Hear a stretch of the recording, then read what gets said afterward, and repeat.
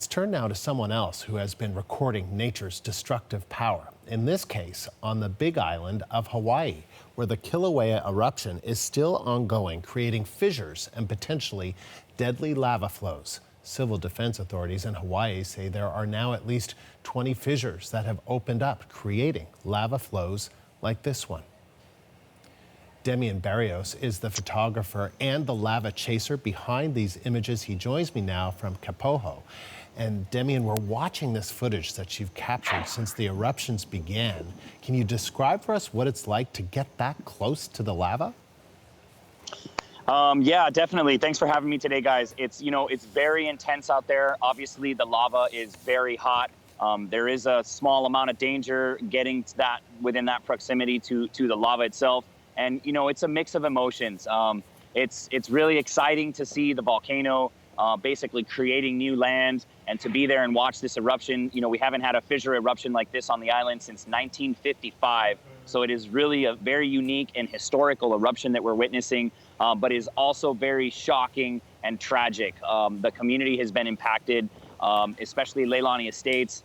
Dozens of homes have been lost. Thousands of people have been evacuated. And it's really having a huge change on the community, not just with the landscape, but just with the general attitude and feel here. The residents are very shaken up by this, and it's really having a large impact here on the island. I don't know whether I've ever spoken to a lava chaser.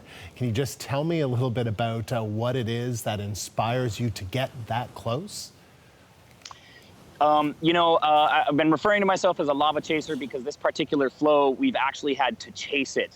Normal flows and volcanic activity here are normally have been reserved to either or pahoehoe flows that are somewhat predictive. They're headed down slope, so if you come back a day later, you just go further down slope. With these fissure eruptions, they're popping up randomly across this fault line, and we've literally had to chase it, and that's why I've started using that term because we're doing a lot of chasing. We're up to the 20th fissure. 19 and 20 opened up last night, and they're completely random in their location. So definitely had to be on our feet and on our toes, constantly on the lookout to try to put ourselves in that location as soon as possible to be able to document it. We've been assisting some people with, some efforts, checking on homes, checking on animals, giving people reports. And of course, trying to get as close as possible to be able to document, get some videos and photos as well. Can you describe the sight, the sound, the smell when you get that close?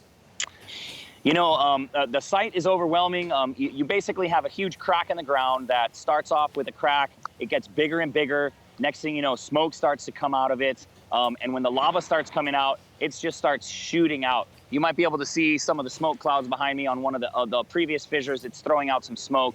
So it's very intense. Need to wear a respirator. I've been wearing a helmet for protection for some of the flying lava bombs. You can smell the sulfur. You can smell the burning vegetation. The ground is shaking. You can feel the explosion reverberations in your body, and it makes the hairs on your arms and your back and your neck stand up. So it's a very intense feeling, and I know it's not for everybody. A lot of people are running the opposite way, and we're running into ground zero. So. Yeah, I mean, because, one of the words that you used was that these are random fissures. So these are random eruptions. So are you ever sure that you're safe? I mean, couldn't a fissure just kind of pop up right beneath you? It could. Like I said, they normally develop with some cracks in the ground that start to grow, and then you get smoke coming out. So there's normally has been an indicator as to when, and prior to when the actual lava starts shooting out. So there is some danger, and I'm sure that there are a lot of what if scenarios, but for the most part, those are the indications. And once that happens, we remain clear of that area until we can visualize the lava. And then once that happens, we're able to assess how close and where we're able to access it. So you say that often you're running towards. Have you ever had to run away where you felt like you were too close? Yes, we did have a few explosions within the last couple days that had some huge lava bombs, basically big pieces of molten rock being ejected out of the fissure vent, and they fly several hundred feet in the air. And when those start falling on the ground, you don't want to be anywhere around those. Some of those, the biggest one we saw was about half the size of a VW Beetle. Most of them are only a few feet in diameter. And, it's big molten falling, rock falling out of the sky. So that's probably the most dangerous area. But we are definitely remaining a safe distance from those types of areas to stay out of harm's way. Are you worried that this is just going to continue for some time? I've been chasing this now for 12 days. I've been at every single fissure. I've been here every single day. I personally am exhausted. Been down here, documented since day one, helping people, and I know the community is ready. And as exciting as it is to see it, I know everybody's ready for life to go back to regular programming. So I know everyone's anticipating the end of this eruption. And do you have any sense on when that could be and how that may have changed the Big Island? We really have no idea. The closest thing we've had to this was the eruption of 1955, and that one lasted 85 days. So, that's just under 3 months. We're at day 12. If this one were to last as long as that, we're still looking at another 2.5 months or so. So hopefully that's not the case. I know that the community is kind of terrorized by it.